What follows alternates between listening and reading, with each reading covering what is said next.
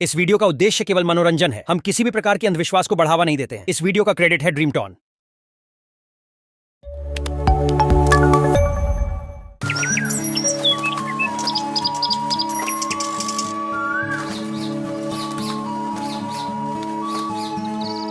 भरतपुर का स्वरूप सिंह 80 साल का 4 बेटों का पिता था। वो बड़ा ही सज्जन इंसान था। उसके दरवाजे से कभी कोई खाली हाथ नहीं जाता। उसका मानना था कि हमारे कर्म हमेशा हमारे साथ रहते हैं। घर में धन धान्य किसी चीज की कमी नहीं थी। उम्र हो गई थी और उसे ये चिंता रहने लगी कि उसकी मृत्यु के बाद उसके बेटे जमीन जायदाद के लिए एक दूसरे से लड़ाई न करें। एक दिन स्वरूप सिंह ने अपने बेटों को अपने पास बुलाया। बेटा, अगर कल को मुझे कुछ हो जाए तो तुम चारों आपस में कभी किसी चीज के लिए लड़ाई मत करना और हमेशा मिलकर रहना, क्योंकि एकता में ही सबसे बड़ी ताकत होती है। मैंने तुम चारों के लिए बहुत कुछ रखा है। तुम्हें जीवन भर किसी चीज की कमी नहीं होगी।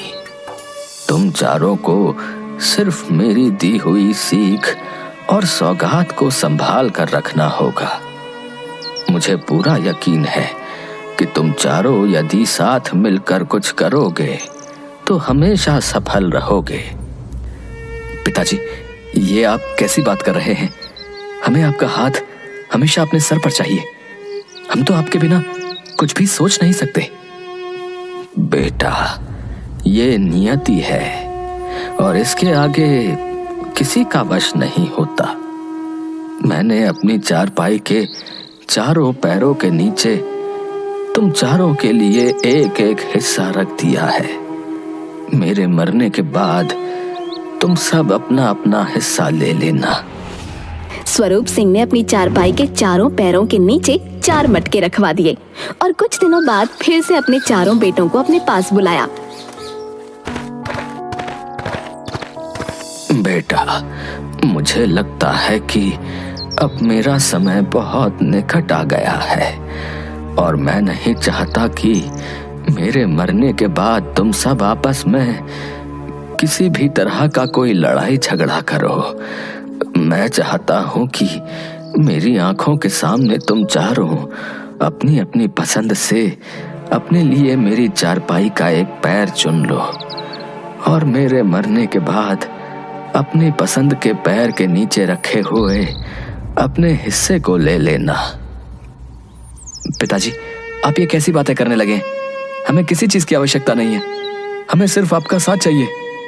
हाँ पिताजी, भैया बिल्कुल ठीक कह रहे हैं। देखो बेटा, मैंने बहुत से घरों में भाई भाई को लड़ते और एक दूसरे को मारते देखा है। इसलिए मैं नहीं चाहता कि तुम्हारा आपसी प्रेम कल को रुपयों पैसों के लिए खत्म हो जाए। अच्छा होगा कि तुम मेरे जीते जी अपने अपने पसंद का पैर चुन लो, ताकि मैं सुकून से अपनी जीवन यात्रा संपन्न करूं। मुरली, तुम चारों भाइयों में सबसे छोटे हो, इसलिए सबसे पहले तुम अपनी पसंद का एक पैर चुन लो। उसके बाद मोहन, तुम अपनी पसंद का पैर चुनना। फिर गोपाल की बारी होगी और कृष्णा, तुम अपने भाइयों में सबसे बड़े हो, इसलिए मैंने तुम्हारे भाइयों को अपनी पसंद का चुनाव करने का मौका पहले दिया है। पिताजी, मैं जानता हूं आप जो भी करते हैं वो बहुत सोच समझ कर करते हैं और आपकी हर बात के पीछे कोई ना कोई वजह और सीख होती है। चलो, तुम चारों अपने अपने पसंद का मेरी चारपाई का एक एक पैर चुन लो और मेरे मरने के बाद अपना अपना हिस्सा ले लेना। चारों बेटे उदास हो गए, लेकिन पिता की बात मानकर चारों ने पिता की चारपाई का एक एक पैर चुन लिया। थोड़ी देर के बाद ही स्वरूप सिंह ने अपनी आखिरी सांस ली। घर में किसी चीज की कमी नहीं थी। चारों बेटों ने मिलकर पिता का अंतिम क्रियाकर्म पूरी विधि विधान से किया। फिर कुछ दिनों बाद पिताजी को गए कई दिन हो गए हैं। हमें अपने परिवार को सुचारू रूप से चलाने के लिए उनके कहे अनुसार अपने जीवन को आगे बढ़ाना होगा। हाँ भैया, आप बिल्कुल सही कह रहे हैं। पिताजी भी तो यही चाहते थे कि हम चारों मिलकर इस घर को संभालें। ठीक है, तो चलो हम सब अपना अपना हिस्सा पिताजी की चारपाई के पैर के नीचे से निकाल लेते हैं। चारों ने मिलकर खुदाई करी तो चारपाई के हर पैर के नीचे से एक एक मटका रखा मिला। भैया, पिताजी ने हम चारों के लिए 4 मटके रखे थे। चलो अब हम सब एक एक करके अपने अपने मटके को देखते हैं। मेरे मटके में तो हीरे और जवाहरात रखे हैं। भैया, मेरे मटके में सोने और चांदी के सिक्के हैं। मेरे मटके में मिट्टी है। और मेरे मटके में ये हड्डियां हैं। भैया, ये कैसा बंटवारा किया है पिताजी ने? मुझे और मोहन भैया को तो सोने चांदी हीरे जवाहरात दिए हैं। गोपाल भैया और आपको ये मिट्टी और हड्डियां। आप दोनों इन मिट्टी और हड्डियों का क्या करोगे? पिताजी का ये बंटवारा मुझे भी समझ नहीं आ रहा है। उन्होंने ऐसा क्यों किया? समझ तो मुझे भी नहीं आ रहा है। कृष्णा भैया, क्या आपको कुछ समझ आया? पिताजी ने हम दोनों के साथ ऐसा क्यों किया? क्या वो हमसे प्रेम नहीं करते थे? नहीं गोपाल, ऐसा बिल्कुल नहीं है। वो हम सबसे बराबर प्रेम करते थे। उनके इस बंटवारे के पीछे कोई ना कोई कारण और सीख छुपी होगी। गोपाल भैया, कोई बात नहीं। आप और कृष्णा भैया हम दोनों के हिस्से में आए सोने चांदी के सिक्के और हीरे जवाहरात में से आधे आधे ले लीजिए। हो सकता है पिताजी से हिस्सा बांटने में कोई गलती हो गई हो। धीरे धीरे बंटवारे की बात पूरे गांव में फैल गई। गांव के लोगों को तो पहले से ही स्वरूप सिंह के परिवार की एकता को देखकर जलन होती थी। अब तो उन्हें परिवार तोड़ने का एक मौका मिल गया। गांव के सोहनलाल कृष्णा और गोपाल से मिलते हैं। गोपाल सोहनलाल को बंटवारे की बात बताता है। अरे राम राम राम राम, ये तो बहुत गलत किया भाई स्वरूप सिंह ने। मुझे उससे ऐसी उम्मीद नहीं थी। हम सब तो उसे बड़ा ही समझदार आदमी समझते थे, फिर उसने ऐसा गलत फैसला कैसे ले लिया भैया? अब पता नहीं चाचा जी, ये तो पिताजी ही जानते होंगे। नहीं बेटा, तुम दोनों बहुत भोले हो। तुम्हें पता नहीं, मुरली और मोहन हैं तो तुमसे छोटे, लेकिन बड़े ही चालाक हैं। जरूर उन दोनों ने तुम्हारे पिता को तुम दोनों के खिलाफ कुछ समझा दिया होगा। अब नहीं सोहन चाचा, ऐसा नहीं है। वो दोनों हमसे छोटे हैं और हमें बहुत प्यार और इज्जत देते हैं। जी चाचा जी, कृष्णा सही कह रहा है। मुरली और मोहन हमें बहुत प्यार और इज्जत देते हैं। देखो बेटा, उम्र और तजुर्बे में मैं जो हूँ तुमसे जो है बहुत बड़ा हूँ। हाँ, इसीलिए तुम्हें बता रहा हूँ, अभी भी वक्त है। तुम्हें कचहरी में जाना चाहिए अपने हिस्से के लिए।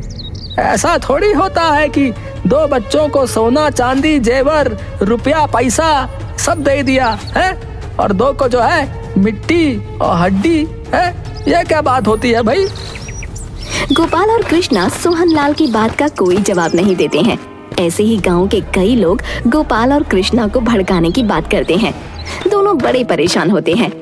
स्वरूप सिंह का एक खास नौकर हमेशा स्वरूप सिंह के साथ बचपन से रहता था। उसने स्वरूप सिंह के बेटों से कहा, मैं ये तो नहीं जानता कि तुम्हारे पिता ने ये बंटवारा क्या सोचकर किया है, परंतु इतना जरूर जानता हूँ कि वो कभी किसी के साथ अन्याय नहीं करते। तुम तो उनके अपने बेटे हो। हाँ काका, आप बात तो सही कह रहे हैं। इसलिए हम भी बहुत परेशान हैं कि पिताजी ने ये अजीब सा बंटवारा क्यों किया। चारों बेटे इस सोच में थे कि आखिर इस बंटवारे का मतलब क्या है। मुझे लगता है कि पिताजी के इस बंटवारे की पहेली को उनके मित्र और हमारे नगर के महाराज शूरवीर सिंह हल कर सकते हैं।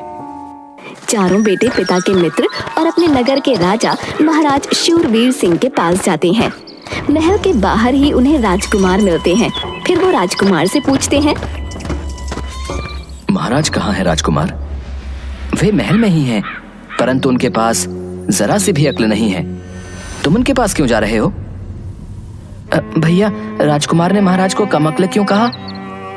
पता नहीं, चलो अंदर चलते हैं और देखते हैं कि क्या बात है। तभी उन्हें राजकुमारी मिलती है। राजकुमारी जी, महाराज कहाँ हैं? वे अंधे हो चुके हैं, उन्हें कुछ भी दिखाई नहीं देता। आप क्या क्या कह रही हैं राजकुमारी जी? सच कह रही हूँ। तुम्हें मुझ पर यकीन नहीं है तो महल के अंदर जाओ और खुद देख लो, उन्हें कुछ भी दिखाई नहीं देता। चारों भाइयों को ये सुनकर बड़ा ही अजीब लगा। तभी महारानी की नजर चारों भाइयों पर पड़ती है। महल के लोग चारों भाइयों को बहुत अच्छे से पहचानते थे। महारानी चारों को अपने पास बुलाती है। प्रणाम महारानी। कैसे हो तुम सब, और शेर सिंह कैसे हैं? महारानी, कुछ दिनों पहले पिताजी का स्वर्गवास हो गया। ये तो बहुत दुख की बात है। हम महाराज से मिलने आए हैं। अगर आपकी आज्ञा हो तो क्या हम उनसे मिल सकते हैं? वो कहाँ हैं? हमारे लिए तो उनका स्वर्गवास 2 साल पहले ही हो चुका है। तुम दरबार में चले जाओ, महाराज वहीं होंगे।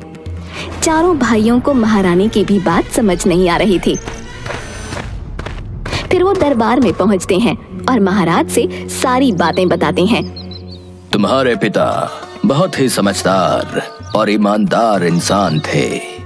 उन्होंने जो भी बंटवारा किया है और जिसे भी जो हिस्सा दिया है वो बहुत सोच समझ कर दिया होगा। मुझे लगता है कि तुम्हें अपने पिता के निर्णय की इज्जत करनी चाहिए और उसके किए हुए निर्णय को खुशी खुशी स्वीकार करना चाहिए।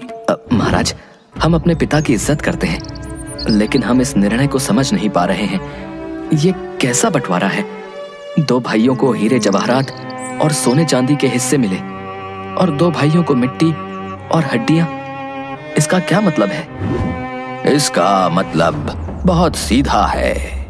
तुम्हारे पिता ने 2 भाइयों को हीरे जवाहरात और सोने चांदी दिए और 2 भाइयों को मिट्टी और हड्डियां दी। ये कैसा बंटवारा है महाराज? जिनके हिस्से में मिट्टी से भरा हुआ मटका आया है उसे सारे खेत मिले हैं और जिनके हिस्से में हड्डियां आई हैं उसे गौशाला, अस्तबल ये सब मिला है। महाराज, आपने हमें ये तो बता दिया कि इस बंटवारे का मतलब क्या है, लेकिन हमें अभी भी ये नहीं समझ आ रहा है कि पिताजी ने ऐसा क्यों किया। बेटा, तुम्हारे पिता ने इस बारे में मुझसे चर्चा की थी और उन्होंने मुझे ये कहा था कि मैं इस पहेली का हल तुम्हें तभी बताऊंगा जब तुम चारों एक साथ मेरे पास आओगे। मतलब अगर हम में से कोई एक नहीं आता तो आप हमें इस पहेली का मतलब नहीं बताते? बिल्कुल नहीं बताता, क्योंकि तुम्हारे पिता यही देखना चाहते थे कि कल को यदि तुम में से किसी एक के पास धन की कमी हो जाए तो तुम सब एक दूसरे का साथ देते हो या साथ छोड़ देते हो। परंतु तुमने उनकी दी हुई शिक्षा को अपने साथ रखा और 2 भाइयों के हिस्से में मिट्टी और हड्डी आने के बाद भी तुम उनके साथ खड़े रहे। यही तुम्हारे पिता के जीवन भर की पूंजी है जो असली मायने में उन्होंने तुम सबको दी है। महाराज की बात सुनकर चारों खुश हो जाते हैं और उनसे विदा लेकर वहां से जाने लगते हैं। तभी कृष्ण महाराज से कहता है, महाराज, अगर हमारे प्राणों की माफी मिले तो हम आपसे कुछ और भी पूछना चाहते हैं। बोलो, क्या पूछना चाहते हो? महाराज, यहाँ आने से पहले हमें राजकुमार मिले और उन्होंने कहा कि आपके पास अक्ल नहीं है।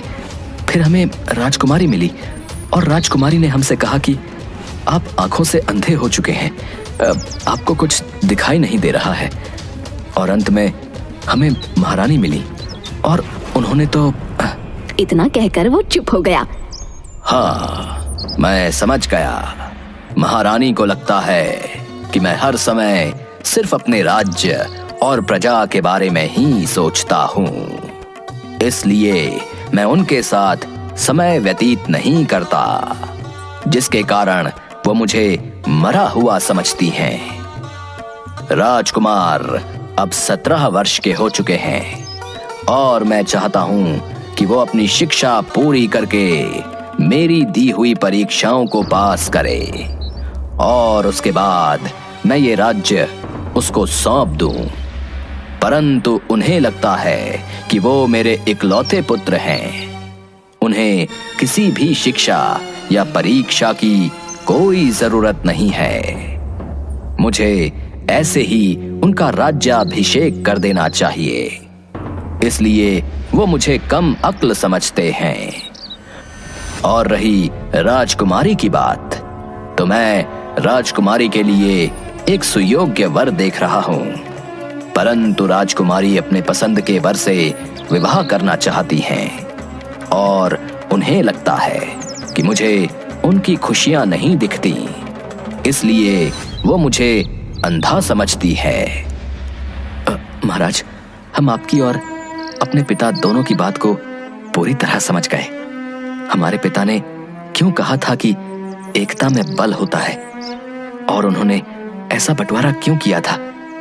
क्योंकि वो चाहते थे कि हम भाइयों को यह पता हो कि हम एक दूसरे के लिए क्या सोचते हैं। उनके किए हुए बंटवारे से हम सब परेशान थे, परंतु हमारे दो भाइयों ने पिता के किए हुए बंटवारे के बावजूद भी हमें अपने हिस्से की धन दौलत में से देने की बात कही। इसका मतलब यह है कि हमारे बीच में पैसे की वजह से कभी मनमुटाव नहीं होगा। काश मेरे पुत्र और पुत्री भी तुम्हारी तरह अपने पिता के फैसले को समझ सकते। चारों भाई अपने पिता के किए हुए बंटवारे से बहुत खुश थे। पिता के बंटवारा करने के बावजूद भी वो चारों साथ मिलकर रहते थे और एक दूसरे का ध्यान रखते थे।